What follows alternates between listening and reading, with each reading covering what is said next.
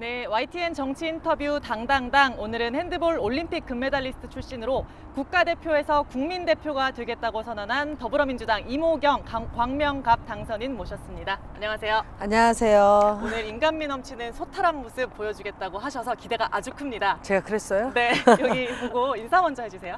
안녕하세요. 이모경입니다. 과거 핸드볼 금메달리스트였고 우생순의 실제 주인공으로 모든 분들이 알고 있는데 지금은 광명갑 국회의원 당선자로 정치 초년생입니다. 잘 부탁드립니다. 아, 훌륭한 소개십니다. 올해 1월 30일이셨어요. 더불어민주당 15호 인재로 영입돼서 석 달 만에 국회의원 당선인 신분이 되셨습니다. 보는 사람은 좀 얼떨떨한데 어떠세요? 저도 얼떨떨합니다. 네. 많이 얼떨떨하고 믿겨지지도 않고 얼마 전까지만 해도 코트에 있었던 사람이고 또 기업 강연과 대학교 강의를 나갔던 사람인데 네. 지금은 국민을 위한 또 제일 윗선에서 또 국민을 위한 제가 일을 해야 되는 그런 책임감을 가지고 있어서 너무나 진짜 지금 책임감에 어깨가 무거운 상태입니다. 선수 생활 때도 안 드셨던 약을 선거운동하면서 드셨다는 첩보가 있어요. 많이 힘드셨나 봐요. 제가 쓴 거를 못 먹고 또 바늘을 무서워합니다. 네. 그런데 제가 스포츠인이라는 것 때문에 사람들이 편견이 체력이 좋을 것 같다라고 이렇게 말씀을 하시는데 저도 한 살 한 살 나이를 먹고 살아갑니다. 네. 그런데 이번에 제가 선거 유세 기간 동안 45일 기간 동안 약을 계속해서 복용을 했고 일주일에 한 번씩 링거를 맞았습니다. 이제 와서 진짜 말씀드리지만 많이 부끄럽지만 네. 어떻게든지 건강한 이모경을 보여드리기 위해서 네. 좋은 모습 보여드리기 위해서 뒤에서는 약과 링거의 힘으로 버텨냈습니다. 선거 끝나면 더 힘들다 뭐 이런 얘기를 하셨더라고요. 인터뷰 보니까. 그러니까 당선된 후에 기분이 어떠십니까? 라고 하는데 진짜 믿겨지지가 않았고 네. 오히려 제가 공약에서 내놓은 또 우리 유권자들 시민들에게 약속한 부분들을 이제부터 다시 시작이구나 그리고 그 약속을 지켜나가야 되는 것 때문에 오히려 더 힘이 들었어요. 네. 당선된 후에 그래서 더 많이 힘들어서 눈물을 좀 더 많이 흘렸던 것 같아요. 제가 아까 시작 전에 금메달이 좋냐 금배지가 좋냐 했더니 답 무엇이었죠? 금메달을 획득하게 되면 네. 세상을 다 얻은 것처럼 그 다음 날부터는 제가 쉴 수가 있어요. 네. 그런데 금배지는 당선되었는데 네. 쉴 시간이 없더라고요. 네. 당선 인사부터 또 제가 공약 또 우리 국민들 우리 시민들을 유권자들을 위해서 이행해 나가야 된다는 것 때문에 네. 금메달보다는 금배지가 더 의미가 있고 아, 또 저에게 또 큰 역할을 주는 것 때문에 더 금배지가 좋다라는 걸로. 네. 금메달보다 금배지다. 그러니까 금메달은 잠깐이지만 금배지는 진짜 국민을 상대로 이모경의 진가를 보여줘야 되는 거기 때문에 금배지가 더 훌륭하다라고 말씀드릴 수 있습니다. 정치에 첫 발 디디시는 날 뭐라고 하셨냐면 38년을 체육인으로 살았다. 국가대표에서 국민대표가 이제는 되겠다라고 얘기를 하셨어요. 국가대표 태극 마크를 달고 뛸 때는 항상 국민들에게 고생한 지옥 훈련을 걸친 것 그 과정을 결과로 보여드려야 되겠다라고 생각했고 항상 동료들에게 필요한 동료가 되기 위해서 노력하면서 금메달을 획득했거든요. 네. 그래서 항상 동료들이 옆에서 저를 도왔기 때문에 큰 어려움이 없었었는데 정치인이 되어서는 이제 혼자서 이 국민을 또 상대로 해서 좋은 역할을 해야 되잖아요.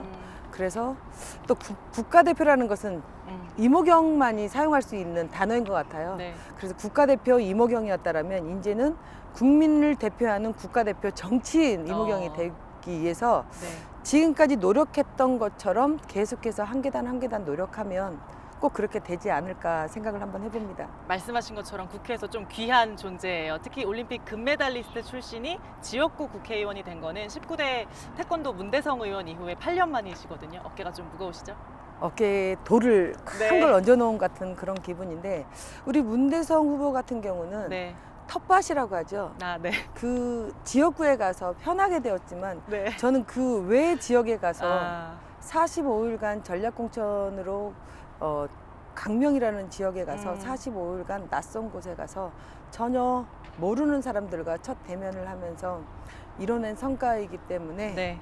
그 하루하루를 잊을 수가 없을 것 음. 같아요. 그래서 다른 사람과 같은 금메달리스트지만 의미가 다르고 네. 또 하루하루 제가 보내온 시간들을 진짜 책으로 내면 한 2권 정도 이상은 나올 것 같을 정도로 네, 의미가 힘든 좀 시간이었다. 다릅니다. 예. 근데 사실 그 감독님이라는 말이 저는 익숙한데 어쨌든 감독님에 대해서 여야 할 것 없이 영입제가 꾸준히 계속 오래전부터 있었던 걸로 알거든요. 근데 지금 이 시기에 민주당에 오신 이유가 뭘까요? 많은 콜이 있었지만 그 당시는 준비가 일단 안 돼 있었고 네.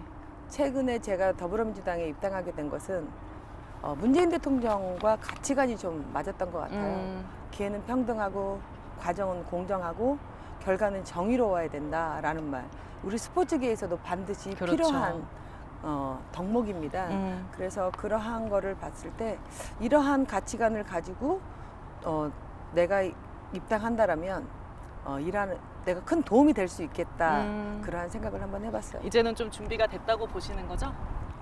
아니요, 준비가 되어 있는 건 아니고 네. 저희가 2016년 국정농단이 있었고 그 다음에 미투 사건으로 해서 네. 우리 심석희 후배의 또 문제점이 생겼을 때 그때 너무나 마음 아픈 일들이 좀 많았어요. 잘하는 사람에게는 상을 주고 못하는 사람에게는 벌을 줘야 되는데 어떠한 문제 사건이 터지게 되면 모든 사람에게 똑같은 벌을 주는 것 같더라고요. 그래서 너무나 불공평한 세상이다. 네. 항상 무에서 유를 창조했고 최초라는 수식어를 달고 다니면서 하나하나 행동으로 보여주는 이모경이었는데 그 당시 너무나 속상하고 무력감? 네. 네. 내가 진짜 이렇게 살 필요가 있나. 그리고 저 아닌 다른 사람에게도 네. 이러한 고생하는 사람들에게 마이너스 요인이 끼치는 상황을 보고 너무나 마음 아팠어요. 그래서 누군가가 이러한 사람들을 열심히 사는 사람들을 대변해 줄 사람이 필요하지 않나.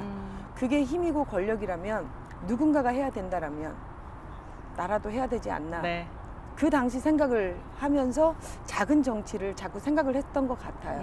그런데 이제는 진짜 국민 앞에서 큰 정치를 하게 되어 있는데 진짜 평등하고 공정하고 정의로운 네. 그런 세상을 만들고 싶어서 들어오게 되었습니다. 그 스포츠 전문가기도 하신데 본인 소개할 때 워킹맘이라는 얘기도 굉장히 인상적이었거든요. 일본에서 용병으로 14년간 선수 생활을 하셨고 그 사이에 출산까지 하셨어요. 특히 운동선수 이제 몸이 재산인데 출산까지 하고 복귀하고 막 이런 것들이 굉장히 좀 최악의 상황이었지 않나요? 아직 결혼 안 하셨죠? 네. 제가 여자로 태어난 거를 가장 후회할 때였어요. 여자로 태어난 게 너무 싫은 시기가 결혼과 출산. 네. 태어나서 가장 많이 힘들게 긴 시간 동안 울었던 시기.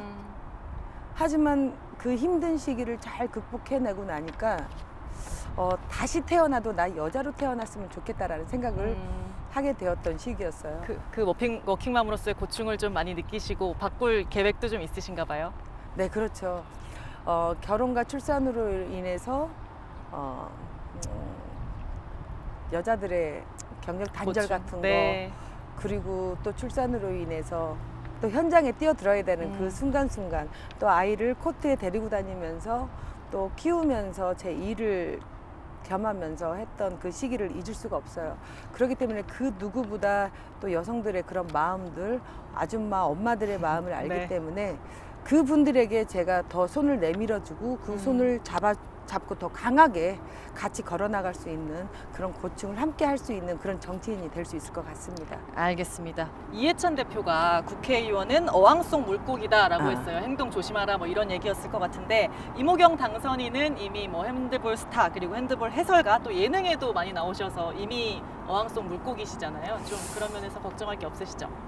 저는 제가 생각할 때 반공인 그리고 반 어항 속에서 살았던 것 같아요. 그런데 이번에 한 석 달간을 걸쳐서 제가 네. 정치 초년생이 되면서 어떤 생각을 했냐면 어항 속이 아니라 저는 큰 바다로 나가고 싶은 거예요. 네. 정치인도 사람인지라 우리 사람을 국민을 위해서 어떠한 희생과 도움을 드리기 위해서 제가 뛰어들은 거지 갇혀서 숨어서 살고 싶은 생각은 1%도 없습니다. 그래서 지금까지 어항 속에 갇혔던 국회의원들이라면 이제는 국회의원들도 큰 바다로 나와서 그 큰 바다에 있는 모든 물고기들을 다 네. 안고 갈 수 있는 그런 국회의원이 되고 아, 싶습니다. 야망이 크십니다. 이왕 입문한 거 네. 크게 야망을 갖고 그렇죠. 싶습니다. 당 얘기도 해볼게요. 이제 어제 초선 당선인들 워크샵 하셨어요. 제가 잠깐 쉬는 시간에 봤더니 열기가 굉장히 후끈했거든요. 어떤 시간이었는지 어제. 일단 초선들의 의정 활동에 대해서 교육이 좀 있었고요. 네.